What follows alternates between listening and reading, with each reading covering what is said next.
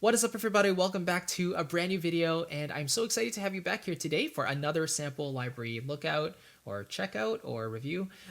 Basically, we are taking a look at Musical Sampling's Anthem Choir. So first of all, I want to thank Aaron Sapp from Musical Sampling for sending me a copy for review. Super nice guy. He's doing some wonderful work with the libraries, and this is actually my first experience with them. I've heard of their different libraries before, like Soaring Strings and the trailer stuff, the adventure stuff, but I really never really had a need for them because I was already covered with other libraries. But they really piqued my attention when this library was announced because there really isn't something like this on the market yet. You know, usually in the realm of choir libraries, we usually see classical approaches and more traditional vibrato sampled choirs where they're like highly professional trained singers to really deliver a solid, robust performance.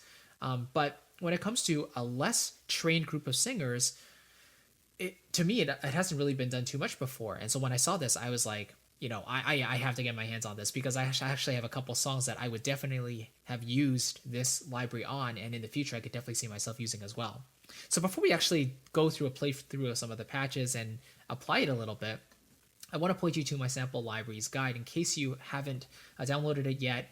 It's a totally free guide that kind of organizes all my favorite sample libraries by different sections. So like strings, woodwinds, brass, percussion, piano, ethnic libraries, jazz libraries, and so on.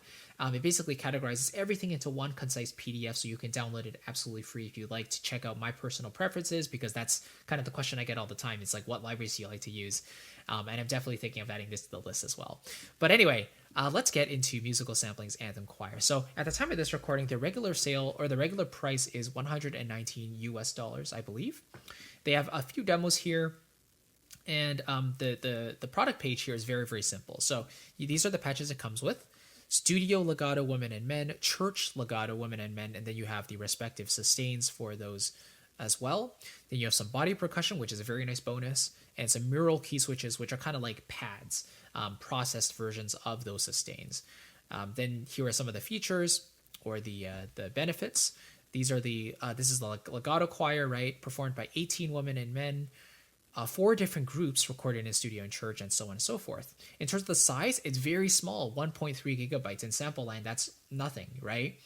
Compared to like hundreds of gigabyte libraries, those are crazy. But I think it's just really cool that they're coming up with these libraries that are a little bit different compared to the regular orchestral lineup, and that's the whole point of this series. Is they have specific ideas, and they don't want to flesh them out into huge sample libraries. They just put it in a very niche product, but really appeals to a certain group of people.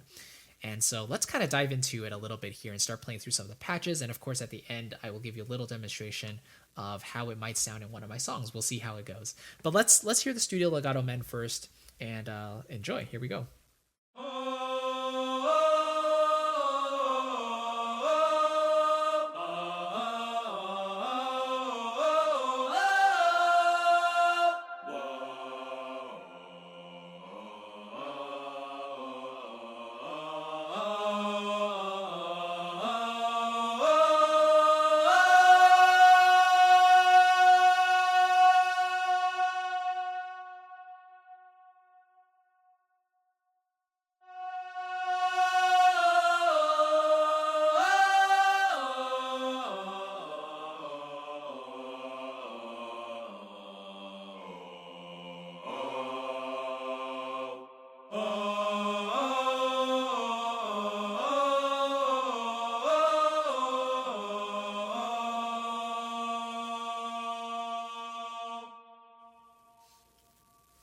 All right, so a couple things I want to point out here first.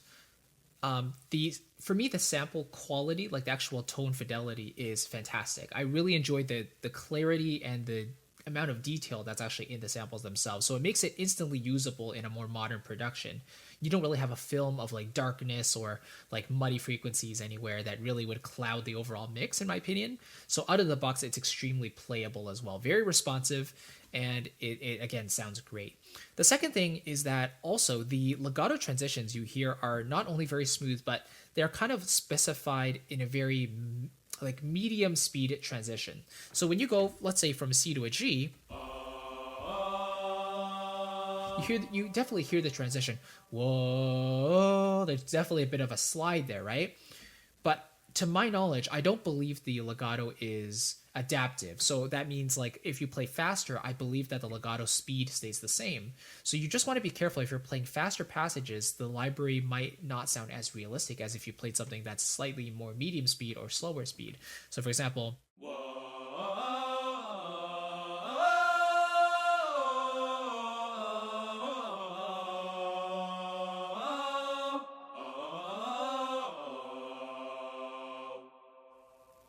right? So I was trying to play like a full scale there, but some of the notes weren't really registering. So I would say the sweet spot of playing speed is definitely kind of like andante to maybe allegro, but you don't want to go way too fast into the presto territory.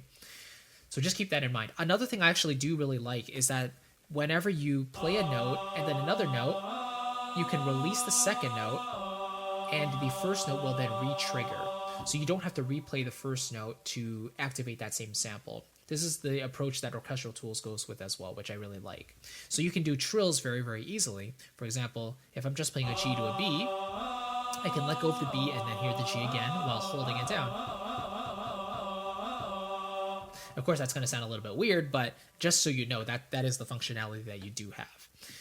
Also, see how simple the interface is, right? You only have the dial here for reverb, and that's great. There's not much to tweak with, which is a character in a library I love. When there's just not that many complex things to think about, it makes life so much easier. So the CC, by the way, CC1 mod wheel does trigger dynamics, like how loud do you want it, how soft do you want it. If you go all the way to the bottom, it goes to niente or is nothing, right? If you start to push it up,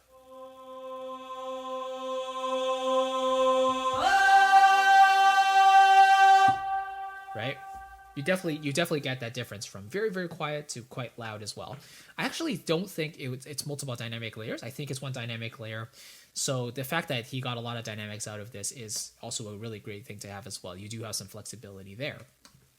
Let's also hear kind of the reverb approach here. So when you have nothing, this is what it sounds like. Okay, push it up.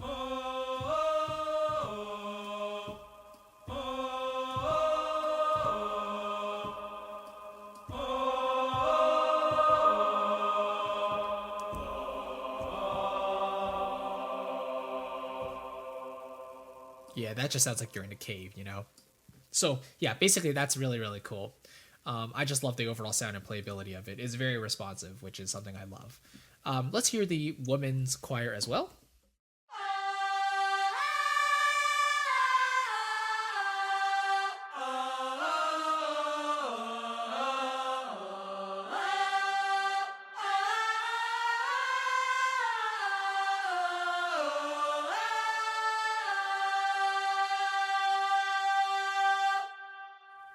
So very similar, right? The reverb tail actually does sound pretty good. One thing I would have actually loved is if they sampled it slightly higher. So for the men, they go up to a G here, which is pretty much the typical tenor range, that goes up to there. I would have loved maybe even just a whole tone more, like going up to the A just above the G would be fantastic. Because there were some moments when I was playing around with it, I was like, oh, I would just love to hear that A, But maybe, if you're not like a professional singer, maybe hitting that A consistently is a difficult ask. So I definitely understand if, that's one of the reasons Aaron didn't do that. As well, so the overall range of sampling is basically 2 octaves here. So low F, middle F here, and then higher F, and then you have the G there. So it's just above 2 octaves. In the women, we have the low F sharp, or G below middle C, right? And then we have 1 octave here, and then they go up to a D. So for the women, we have 1.5 octaves compared to just over 2 octaves in the men. So just something to note as well. The highest note in the females is the D as well, okay? Yeah, for that one, I think even just going up to an E or an F would have been fantastic. Again, that's not something you would use all the time, but it would have been nice to have that option as well. But hey, it's not a deal breaker, but it's just something to keep in mind. Let's move on to we have the sustains as well. So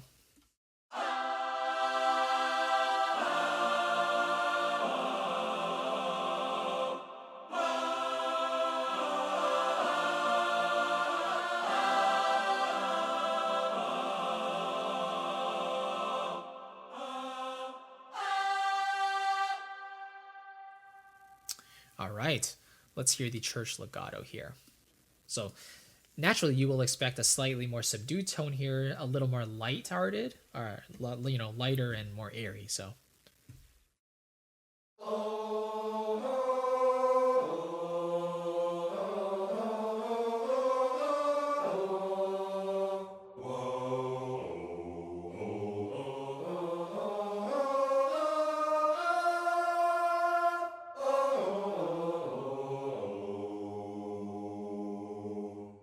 One thing I love is just how when you transition from one note to the next, there's a bit of a waver as they settle into the new note, which is super realistic and characteristic of, singers who are not doing it for an actual professional, live setting. You would expect like the best singers in the world to basically hit the note dead on without any wavering. But the fact that there's a bit of a waver there going from one note to another just makes it all the better, And then here's the female choirs. So very smooth.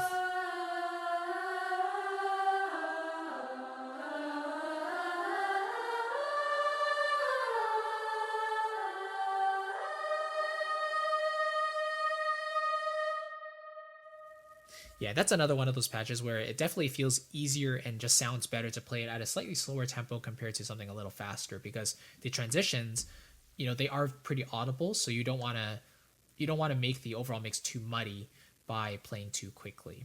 All right, and then let's hear some of the sustains here as well. So.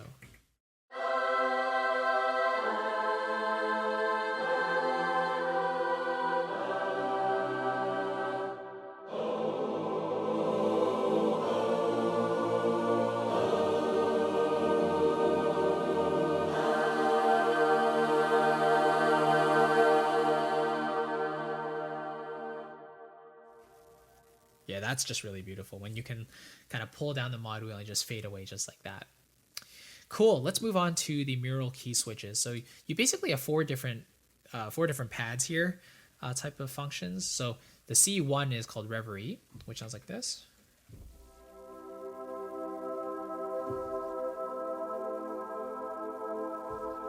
Catacombs.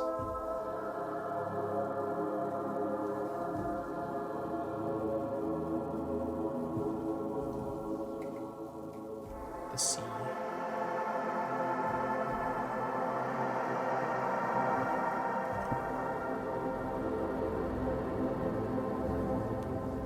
And finally, Oracle.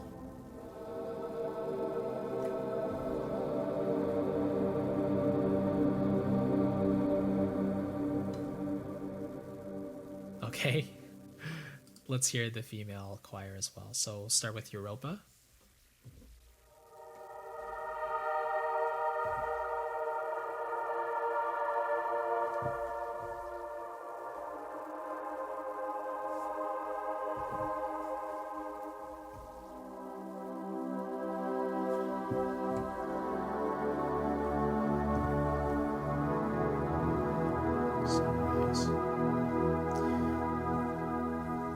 Sky gazing.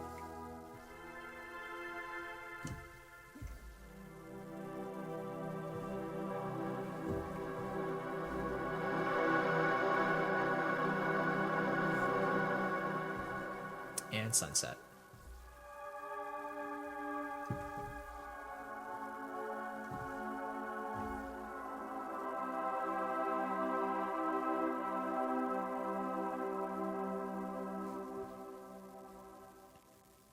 All right, perfect. And then we have some body percussion, which for some reason I've loaded in twice.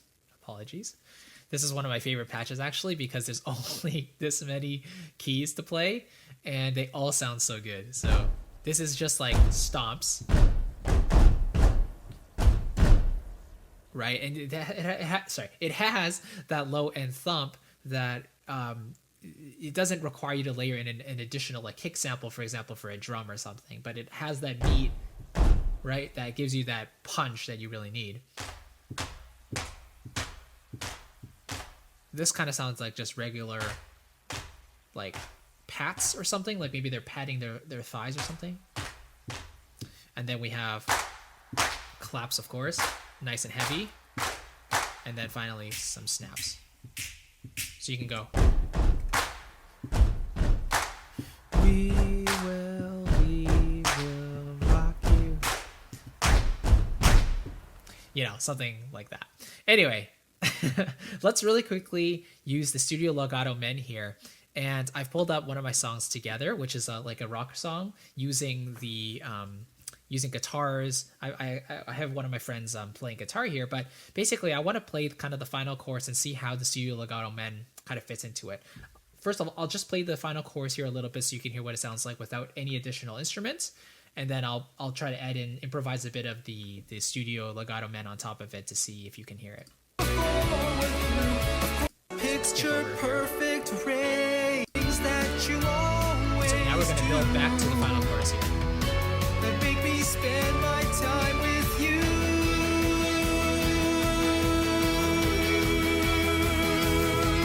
Let's go. Doesn't matter where we'll be. Let's go. There's so much for us to see. Better not say at the end of the day. What else can we do before we're through? Of course we'll do it all together. All right, so now let's try it one more time, and we'll add in the Studio Men legato choir here as well. Here we go. Spend my time with you. 1, 2, 3, 4. Let's go. Doesn't matter where we'll be. Let's go. There's so much for us to see. Better not say at the end of the day. What else can we do before we're through? Of course we'll do it all together.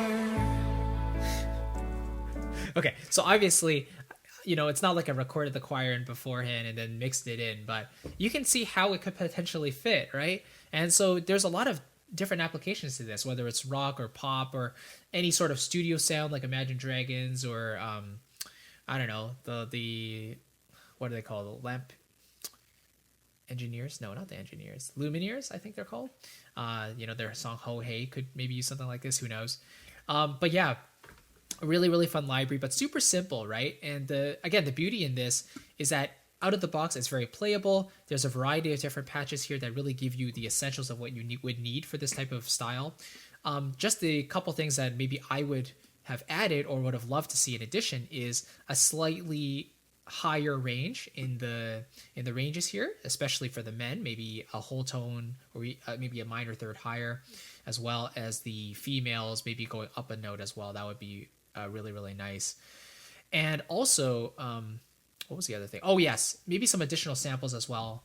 Sorry, syllables as well, like I don't know, oohs or ms, like you know, that type of thing. I think this library basically just comes with woes and O's, like O and woe, I think. So, I mean, but generally they're meant to sit in the background of a fuller mix and have, you know, a lead instrument on top. So you're not really going to notice this too much.